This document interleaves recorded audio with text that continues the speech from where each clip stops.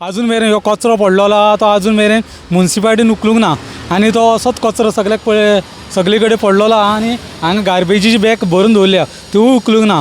हेच्या बद्दल आमी जास्त माहिती घेवया। संजय बर्डे शेतकरी समितीचो संघाचो अध्यक्ष म्हापशा वाठारांचो, हेका विचारया कशें कितें हे फुडले हेंचेर।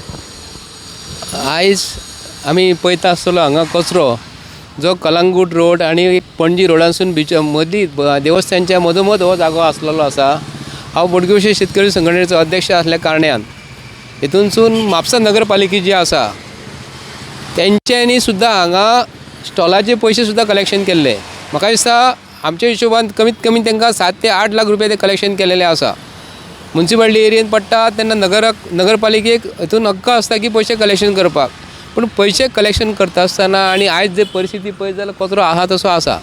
तेन्ना म्हापशेची नगराध्यक्ष जी आसा न्ही ती हांगासून वयता 100 फावटी, बाकीचे इतर नगरसेवक जे वयतात तेंच्यांनी देवस्थान तरी आहा देवाक तरी भिवन, बोडगेश्वर श्री देवस्थान आमचे बोडगेश्वर आहा तेका तरी भिवन हो कचरो तरी काडूंक जाय आसलो।